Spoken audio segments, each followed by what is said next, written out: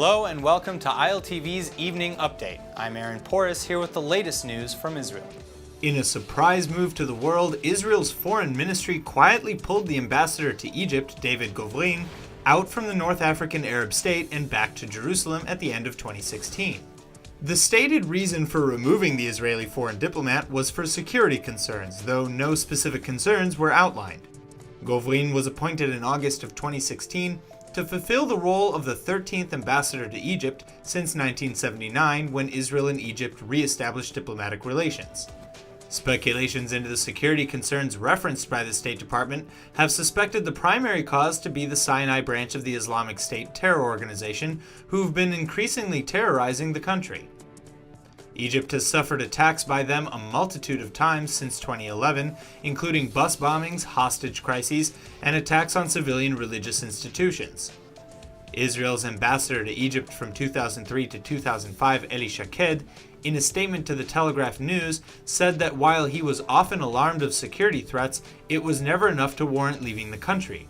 Though he continued saying, quote, "It was different then. Nowadays, the security problems are much tougher," end quote. As the international community continues to condemn the Israeli Knesset settlement regulation bill, Knesset Speaker Yuli Edelstein suggests the bill doesn't go far enough. The regulation bill retroactively legalizes over 4,000 illegally built homes across 16 or so different settlement blocks in the West Bank. Edelstein said yesterday that annexing these areas as a next step and imposing Israeli sovereignty over these locations would be to Israel's benefit, as long as the areas annexed were to become part of Israel in the future negotiations anyway. Quote, "Not only will we not be hurt by this, but we will even make progress if places are annexed into Israel where there is consensus that they will remain a part of Israel," end quote.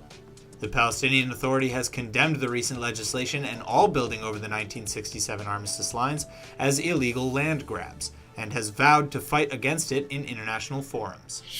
The 7th annual government-to-government, or G2G, meeting between the ministries of Israel and Germany has been cancelled, postponing the upcoming May 9th event to next year.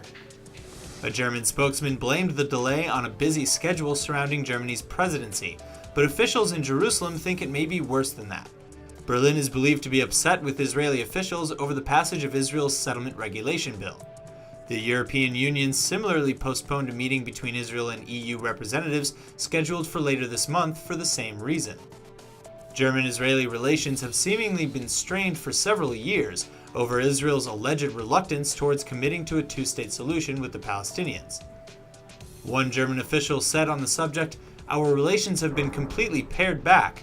We have practically given up on making progress in the current environment." Prime Minister Netanyahu has consistently put the blame on the Palestinian leadership, though, for refusing to denounce terrorism and material support for terrorists, and refusing to come to the negotiating table without preconditions. Dozens of BDS demonstrators protested and interrupted a speech by Israeli Ambassador to the UN, Dani Danon, at Columbia University in New York last night. About 100 activists assembled outside the lecture theater, holding Palestinian flags and placards bearing the slogans such as "Racists Not Wanted" and "Collective Punishment is a Crime." The demonstrators screamed slogans against Danon, against Israel, and against the immigration policies of President Trump. Shortly thereafter, they barged their way into the theater to prevent it from continuing. Danon called out the student agitators directly, saying, quote, "We will not be quiet in the face of lies that you spread about Israel. We will continue to make our voice heard, and we will continue to insist on our righteous truth," end quote. He then invited the campaigners to listen to his lecture, telling them, instead of inciting and lying, sit in the seats and maybe you'll learn something. A member of the Hamas terrorists movement was killed yesterday inside a tunnel underneath the southern Gaza Strip city of Khan Yunis. Over the last couple of years, more than 20 Hamas and Islamic Jihad terrorists have been killed and dozens injured in tunnels underneath the Gaza Strip that are used to store weapons or wage attacks from Gaza into Israel. Hamas, an Islamist terror group which is openly committed to the destruction of Israel, continues to train fighters, build rockets, and dig tunnels in preparation for another round of war with Israel. Gaza terrorists have dug dozens of tunnels that stretch across the border into Israel in order to launch attacks.